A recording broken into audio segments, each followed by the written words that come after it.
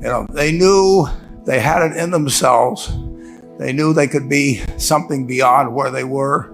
They were willing to put their time, their energies to better themselves.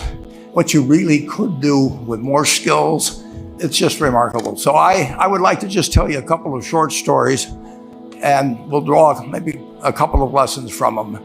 I would like to tell you of two women that each sold a business to Berkshire Hathaway, to me actually, for many, many, many millions of dollars. Both of them started with $2,500. By a coincidence, it was the exact same amount. It was everything they had in the world.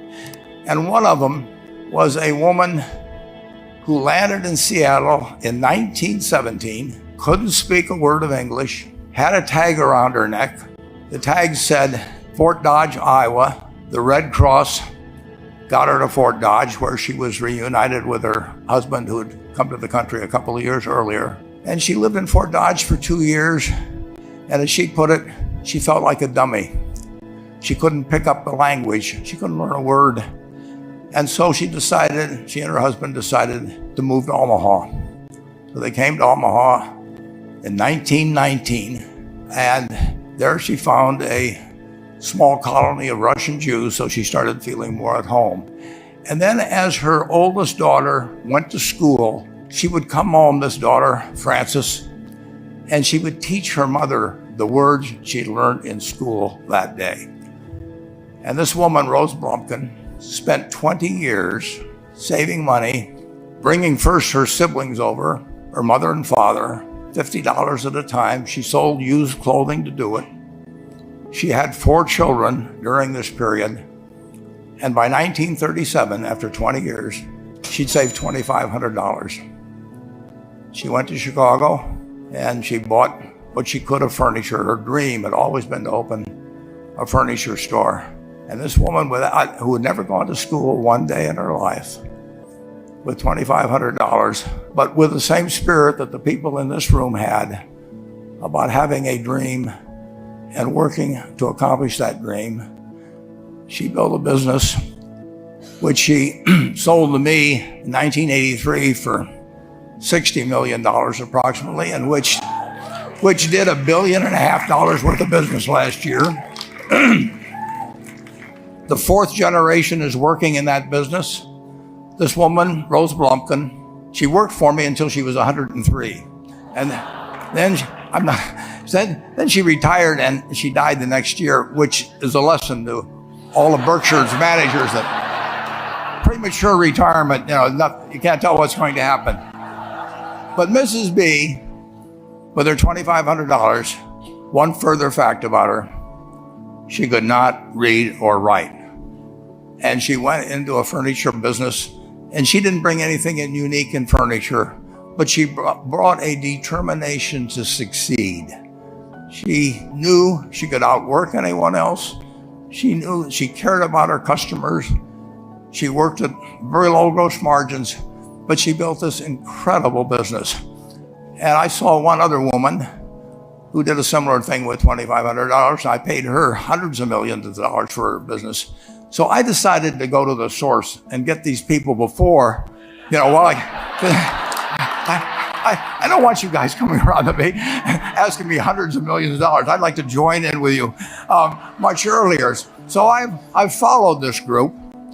And today I'd like to tell you about one other small business person. This person, I went to buy his business from him, and he turned me down, which was very wise. But this was a fellow who was born about 8 years before I was. He was born in 1922. We'll call him Jack, lived in the Midwest. He was a pretty good athlete, didn't like school much. And I'm going to tell you one thing early in the story. Maybe you can figure out who the guy was. The company he built hires more college graduates each year than any other company in the United States. And this fellow, who was destined for this but did not know it, Jack, went to college for a year and then dropped out. He really wasn't that interested in school. And the year he dropped out was 1941. And when the the United States became under attack, he went down to the Army Air Force recruiting station, volunteered, and they turned him down because he had hay fever. So he went over to the Navy and again volunteered, and they took him. They put him on an aircraft carrier. He flew small flight airplanes during World War II, got 2 distinguished flying crosses from the Navy, and then he came back to the Midwest. So now we've got a young guy, probably by this time he would be 23 or 24 years old. And the interesting thing is, he got back to the Midwest, and he actually kind of went from one job to another for a short period of, or not such a short period of time. And he finally became a used car salesman at a Cadillac dealership in St. Louis, Missouri. And at age 35, having moved up in the organization, the sales organization, he said to his boss, "Could I go into car leasing business with you?" The boss said, "Well, if you'll cut your salary in half and you'll come up with, I think it was $25,000, which he borrowed, we can become partners in a car leasing company." So my friend Jack started at age 35 in the car leasing business. And he had 7 cars. It was pretty slow. In fact, one of the things he did was whenever the phone rang, he let it ring 3 or 4 times so people would think that he was very busy answering other phones. And of course, it was the only call he was going to get all day. So his first venture was okay, but it wasn't really going to go anyplace. And there's a lesson in this for all of us. At age 40, he decided, with 17 vehicles, 17 cars, he was going to go into competition in the rent-a-car business. So now he's taking on Hertz and Avis and National and people like that who have hundreds and hundreds of thousands of cars. And he's got 17 cars, and his cars aren't any different than theirs. I mean, he's buying them from General Motors or Ford or Chrysler. And he can't get the airport locations. Those companies have them all sold up. But he was determined that he would basically offer the customer, can't offer him a different car, but he can offer them friendlier service than they've ever seen. And so he started a company. He named it after the battleship that he'd flown from in the Pacific, which was the USS Enterprise. And he died about a year and a half ago. But when he died, his rent-a-car company, starting with those 17 cars, was worth more than Hertz and Avis and all the rest of the rental cars put together. The man's name was Jack Taylor, and his son, Andy Taylor, is a good friend of mine, runs the business now. A grandchild is in the business. There'll probably be a 4th generation along the line. So this man in the United States, he didn't invent artificial intelligence. He didn't do anything that, just like Mrs. B selling furniture, I mean, that any one of us could have entered those businesses. But he lived by the creed, basically, of delighting his customers and working with people and establishing the relationship with them so that they in turn would want to delight the customers. He couldn't go out there and take care of every rental car possibility, but he learned how to project himself and his attitude toward his fellow man and his desire, to make a friend out of every customer. He managed to take very ordinary cars and turn them into this extraordinary business from virtually nothing. And it illustrates several points. One is, you don't necessarily get it right exactly right the first time. I mean, the car leasing business, basically you were competing on the cost of money to finance cars. And it's very hard to delight a customer when you just give them the car and tell them to send you a monthly check for 5 years and you'll be back at that time. So his talents were being wasted basically in that business. But at the age of 40, with all of that experience behind him. He found the golden key. He took a very ordinary business and turned it into an absolutely extraordinary operation, just like Mrs. B or Rose Blumpkin did with furniture. And he didn't worry about whether the Federal Reserve was going to tighten or ease. He didn't worry about whether the stock market was up or down yesterday. He didn't worry about the things he couldn't change, but he did focus on the one thing he could change, and that was the customer's experience. And I have seen the one that got away, Enterprise. I went down to Florida and tried to talk him into selling to Berkshire, and he was smart enough not to do it. Probably the value of the company has quadrupled since I made that visit.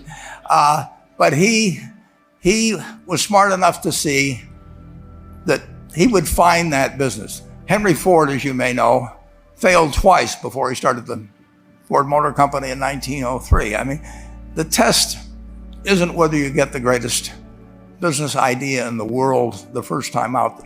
The test is whether you keep learning as you go along what your strengths are and what you can do for your customers, what you can bring especially to the party. And to do that, you need the education that I know you've received through 10,000 small businesses, but you need a genuine desire day in, day out to delight the customer. I've never seen a business, and I've seen a lot of businesses, but I've never seen one that delights the customer that doesn't succeed. I mean, what you want is that customer the next day when they think, do I want to rent a car or do I want to buy some furniture? What goes through their mind? You know, it's the place where they've had a great experience. I don't know what I paid for this tie. Actually, probably if somebody gave it to me, but for the purposes of this speech, I will say I have no idea. But or the shirt I'm wearing, or this. But I do know, I will remember how I was treated when I bought it. I mean, you long forget about the price, but you never forget whether you had a good experience or a poor experience with the purchase experience. And you'll have a hard time finding a person that's had a wonderful experience, a delighted experience in purchasing anything that isn't going to come back. And similarly, if the memory is of rudeness, indifference, whatever it may be, they're never going to come back. And as a small business owner, and as you grow, you have to not only be able to project that interest in people's well-being, in delighting them yourself, but you have to do it through other people.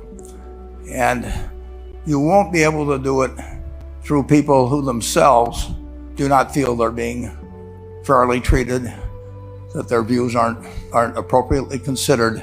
So you really do have to learn to multiply yourself through other people. And the key is to, certainly in terms of your personal life, the most important decision you'll make is the spouse that most of you will likely have. And it's very important to surround yourself with people that are better than you are. You are going to move in the direction of the people you associate with. So you constantly, I've been enormously lucky in that respect. I mean, I've just had teachers and friends and a spouse that really was a better person than I was. And I had enough sense to learn from these people that life went better if you behaved better yourself. It took a while. So I advise you to seek out, as your partner in business, your partner in life, whatever it may be, look for the people that actually are examples to you rather than somebody that you think you need to straighten out yourself. And simple rules like that, delighting customers, working through other people, associating with people that will cause you to move in a better path than you might otherwise have, they will take you so far in life that it's hard to believe. I mean, they took Rose Blumpkin without being able to speak a word of English couldn't read or write. And they took her to what is now a $1.5 billion business. And incidentally, there's been no money put in it since the $2,500. That's been the total capital paid into the Nebraska Furniture Mart. And I think if you looked at Enterprise, I don't know their books the same way, but my guess is that very little equity capital has been added to Enterprise over the years. The business built on itself. So I want to tell you, I admire this group enormously. When I met Dr. Mello's class on September 22nd, 8 years ago, I was thrilled. And I admire people that are doing what you have done. Working hard at your job at the same time, you took on an added, really, lot of hard work to further your skills. 99% graduate. I mean, it's a mind-blowing statistic. And I'm looking at 2,200 people here who I admire. I'm cheering for you, and I can tell you the best is yet to come. Thank you.